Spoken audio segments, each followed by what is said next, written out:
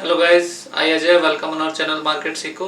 तो जो share market है उसके बारे में बहुत सारे छोटे बड़े मिथ्स हैं। तो उनमें से जो टॉप 15 मिथ्स हैं जो कि शेयर मार्केट के बारे में जनरली अगर किस जो अननोन है उसके लिए होते हैं और वो बिलीव भी कर लेते हैं, तो उनको डिस्कस करेंगे। तो लेट्स स्टार्ट। पहला मिथ ये है कि स्टॉक मार्केट में जो इन्वेस्टमेंट है वो गैम्बलिंग है। तो गैम्बलिंग है या नहीं है, उसके लिए पहले क्या है कि अगर आप इन्वेस्टमेंट चालू करते हो और कोई भी पैनी स्टॉक खरीद लेते हो या एक पर्टिकुलर एक सिंगल स्टॉक ही खरीद लेते हो या इस तरीके से, और फिर उसके बाद पैसे खो जाते हैं तो बोलते हो कि ये गैम्बलिंग है। तो इट्स योर जो भी इन्वेस्ट कर रहा है उसका रेकलेस बिहेवियर है, उसकी वजह से है।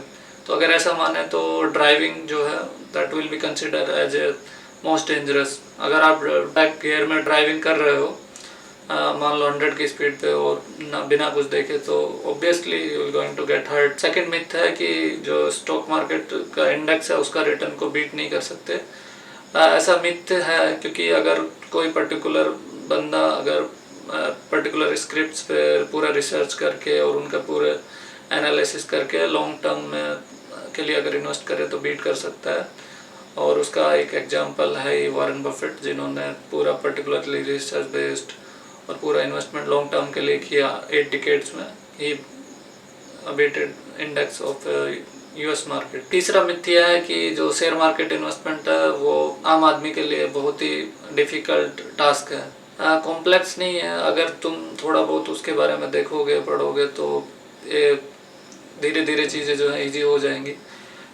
ऐसा है कि अगर कोई भी चीज़ आप चालू करते हो तो धीरे धीरे ही समझ आती है, तो सेम वे यहाँ भी है। It's all about starting initial और उसके बाद धीरे धीरे सीख जाते हैं पैसे एक्सपेरिमेंट कर। तो ऐसा कुछ कॉम्प्लेक्स नहीं है। चौथा यह मिथ है कि इन शेयर मार्केट में इन्वेस्टमेंट के लिए बहुत बड़ा पैसा चाहिए। ये बहुत पुरानी बातें हो गई, बहुत सारे चेंजेस आए हैं। तो अभी अगर किसी कंपनी का तुम एक सिंगल शेयर भी खरीद सकते हो। स्टॉक मार्केट में आजकल अकाउंट खुलवाना बहुत ही बड़ा काम नहीं है, इजीली आप खुलवा सकते हो। अगर 18 प्लस एज है तो जरोदा है, अपस्टॉक है और अदर डिस्काउंट ब्रोकर भी हैं। Even you can get your account open from internet itself, you don't even have to go to any office. पांचवा मिथ ये है कि जो स्टॉक मार्केट इन्वेस्टमेंट में जो ब्रोकरेज है वो तुम्हारा जो जितना भी प्रॉफिट बनता है उसको पूरा खा जाता है। तो ऐसा कुछ नहीं है। अगर तुम लॉन्ग टर्म के लिए इन्वेस्टमेंट करोगे तो आज की डेट में जीरो ब्रोकरेज भी प्रोवाइड कर रहे हैं, अदर देन जो गवर्नमेंट ट्रांजेक्शन चार्जेस वो लगेंगे। और उसके अलावा भी अगर बाकी भी है तो 0.5% डिलीवरी पे लेते हैं, बाकी 0.1% जो इंट्राडे है उस पर लेते हैं। तो ये it's not very big amount. जिस तरीके का जो इंफ्रास्ट्रक्चर जो वो लोग प्रोवाइड करते हैं उसके हिसाब से बहुत कम है। तो ऐसा कुछ नहीं है कि बहुत ही सारा अमाउंट गायब हो जाने वाला है, 5-6%, ऐसा कुछ नहीं। सिक्स्थ, जो स्टॉक मार्केट इन्वेस्टमेंट है उसमें इन्वेस्ट करने के लिए बहुत सारा टाइम वेस्ट हो जाता है, बहुत सारा टाइम लगता है। ये भी एक मिथ ही है क्योंकि अगर कोई लॉन्ग टर्म के लिए इन्वेस्टमेंट करना चाहता है तो अगर वो अपने पोर्टफोलियो को एक महीने में 2 घंटे के लिए अगर रिव्यू करे और जो कंपनीज है उनके थोड़ा बहुत फाइनेंशियल्स देखे तो उसके हिसाब से वो एडजस्टमेंट कर सकता है। और अगर 2-3 घंटे भी अगर महीने के नहीं दे सकता है तो पैसिव फंड जो हैं, जो इंडेक्स बेस्ड फंड हैं, उनमें इन्वेस्ट करके और 10 मिनट के लिए एक साल में अगर रिव्यू करे तो भी बेटर है।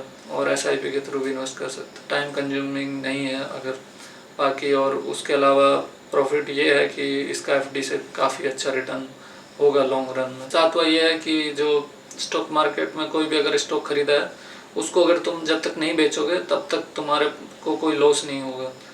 ऐसा नहीं है। अगर मान लो कोई फॉर एग्जांपल कोई ABC कंपनी है, उसका शेयर आपने 1000 रुपये पर खरीदा है, तो जिस टाइम पे 1000 रुपये खरीदा था उसका जो वैल्यू था वो 1000 रुपये था। और अगर वो टूट के 500 रुपये आज हो गया तो उसका वैल्यू एक्चुअल में अनरियलाइज्ड अगर माने तो 500 का लॉस है, बट उसका जो करंट वैल्यू है वो 500 ही है। क्योंकि अगर उसको उस टाइम पे आप बेचोगे और दूसरी XYZ कंपनी में अगर आपको स्विच करना है तो आप 500 के ही शेयर खरीद सकते हो। तो इट्स ऑब्वियसली जो आपका जो 1000 रुपये के शेयर की वैल्यू थी वो 500 हो गई है, तो एक्चुअल में वो लॉस ही है until unless that stock go again to 1000। आठवां मिथ ये है कि जो स्टॉक मार्केट है उसमें इन्वेस्टमेंट से आप अपना डेली का खर्चा चला सकते हैं। तो डेली का खर्चा चलाने के लिए अगर आप चाहते हो कि कांस्टेंट इनकम आए तो ऐसा कुछ नहीं है, इट्स वेरी इरेशनल। और लॉन्ग टर्म में जो है तुम इन्वेस्टमेंट बीट कर सकते हो, बट अगर फिर भी live of from that only that income, तो अगर तुम्हारे पास मान लो 1 करोड़ रुपए है तो आप उसको अगर इन्वेस्ट करते हो तो अगर 4 या 5% इन्वेस्टमेंट यील्ड है तो 5-6 लाख रुपए आएगा, तो उससे तुम लिविंग ऑफ कर सकते हो। तो अगर बहुत बड़ी कैपिटल से स्टार्ट कर सकते हो तो ही आप लिव ऑफ कर सकते हो, वरना living on only on income of share market is not possible with small capital. 9th कि अपने इंस्टिंक्ट पे या अपनी फीलिंग बेस्ड पे किसी भी स्टॉक में इन्वेस्ट करना चाहिए, ऐसा बिल्कुल भी नहीं है। अगर स्टॉक मार्केट में जितनी भी कंपनीज हैं या जो भी है वो आपकी या मेरी या किसी और की फीलिंग पे नहीं चलती है। वो एक पर्टिकुलर सिस्टम है, जो भी प्रॉफिट है या कंपनियां अच्छा कर रही हैं और जो लोग हैं वो बाई कर रहे हैं, डिमांड बढ़ रहा है तो ही बढ़ेगा। हमारे आपके इंस्टिंक्ट पे कुछ नहीं होता। बस वह है कि जो स्टॉक मार्केट में जो प्राइस जिसका कम है शेयर का, वो अंडर वैल्यूड है। स्टॉक मार्केट में अगर किसी भी शेयर का जो प्राइस है उसका अगर इंडिपेंडेंटली अगर कुछ देखें तो उसका कोई सिग्निफिकेंस नहीं है until unless you compare other data, P/E, P/B और अदर जो इंस्ट्रूमेंट्स हैं उनके रिजल्ट्स हैं और लास्ट प्राइस क्या था, अभी क्या है और उनके पीयर्स का क्या परफॉर्मेंस है। वो सब देख के ही तुम डिसाइड कर सकते हो कि उसका जो प्राइस है वो कम है, ज़्यादा अंडर वैल्यूड है या ओवर वैल्यूड है। तो उसका तुम सिर्फ ओनली फॉर प्राइस बेस्ड ये नहीं बोल सकते कि ये सस्ता है या बड़ा है। कोई 50,000 का शेयर भी महंगा हो सकता है कम इन कम्पेयर टू 100 रुपीज़ से, तो ऐसे कंपेयर नहीं कर सकते। यार वो है कि अगर कोई स्टॉक जो है बहुत ही ज़्यादा बेचे जा रहे हैं तो वो अभी सस्ता हो गया है। मतलब अगर कोई भी शेयर कंटिन्यूसली गिरे जा रहा है, जैसे कि एग्जांपल के लिए यस बैंक ले लो, जो कि 400 का था अभी 12 रुपये हो गया। तो इसका मतलब ये नहीं है कि धीरे धीरे वो गिरते गया तो उसका जो आज वैल्यू है वो अंडर वैल्यूड हो गया। बिल्कुल, वो बहुत सारे पैरामीटर्स पे डिपेंड करता है, सिचुएशंस पे डिपेंड करता है। कोई प्रोडक्ट जो है उनका जो कोर प्रोडक्ट है उसमें कोई इश्यू है या अदर कोई बैन लग गया है गवर्नमेंट की तरफ से या कुछ भी इश्यू हो सकता है, उसकी वजह से नीचे आया और उसकी वजह से जो करंट प्राइस है वही उसका करंट वैल्यू हो गया। तो ऐसा कुछ फिक्स नहीं है। 12th है कि जो कोई भी शेयर का प्राइस है मान लो 1000 रुपये था, तो अगर वो आज 500 रुपये हो गया तो उसको जो डबल होने का चांसेस है वो बहुत ज़्यादा है। ऐसा बिल्कुल भी नहीं है। कोई भी शेयर अगर 1000 का है, 1000 से 500 रुपये आया है तो ऑब्वियसली उसके पीछे कुछ रीज़न रहा होगा। अगर वो रीज़न जो भी कोर रीज़न जिसकी वजह से वो नीचे आया है अगर वो रिजोल्व होगा तो ही और डबल होगा। और बट डबल होने के लिए भी काफ़ी कुछ पॉजिटिव न्यूज़ और बहुत कुछ चाहिए, क्योंकि 100% राइट चाहिए।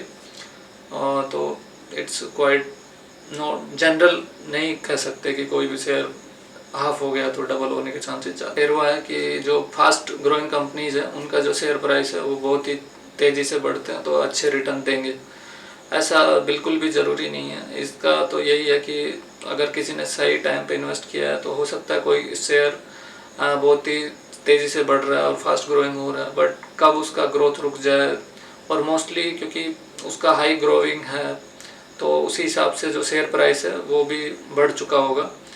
तो उससे आप ऐसा नहीं बोल सकते कि वो जो है कि उसी पेज से बढ़ेगा या जो रिटर्न अभी उसने पास्ट में दिया वही सेम रिटर्न फ्यूचर में देगा। और जिस स्पीड से जो बढ़ा है मान लो कुछ एक्सेलरेशन से, उतना ही डिसेलरेशन भी होगा। जब उसका ओवर वैल्यूड हो जाएगा तो स्टॉक प्राइस जो है गिरेगा भी बहुत फास्ट। तो इसीलिए थोड़े अच्छे स्टॉक्स और जो ओवर वैल्यूड ना हो उसी में इन्वेस्ट करते हैं तो अच्छा रहता है। इम्पोर्टेंट है कि जो शेयर न्यूज़ में है उसी को खरीदना चाहिए।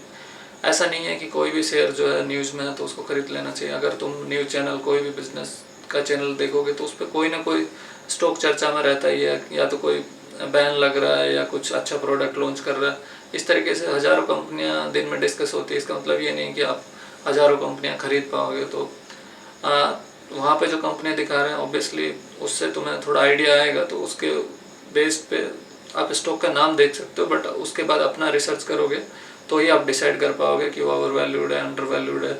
जस्ट बेस्ड ऑन न्यूज़ अगर इन्वेस्ट करोगे तो बहुत ही डेंजरस इन्वेस्टमेंट होगा। उसके अलावा जो है अगर कोई भी न्यूज़ टीवी पे चल रहा है, कहीं भी चल रहा है, तो ऑब्वियसली जब तक तुम वो न्यूज़ देख रहे हो ऑलरेडी या तो प्राइस्ड इन या प्राइस्ड आउट शेयर हो चुके होते हैं। 15वां है कि जो म्यूचुअल फंड्स हैं उनका जो एक्सपेंस रेशियो है उससे ज़्यादा कोई फ़र्क नहीं पड़ता है जो हमारा लॉन्ग टर्म में इन्वेस्टमेंट अमाउंट पे। ऐसा बिल्कुल भी नहीं है। अगर मान लो कोई फंड है, अगर उसका एक्सपेंस रेशियो 1% है, तो अगर लॉन्ग रन में अगर 20 ईयर और आफ्टर 25 ईयर उसका जो एक्सपेंसेस है होगा वो तुम्हारा जो इन्वेस्टमेंट अमाउंट होगा उससे भी ज़्यादा हो सकता है।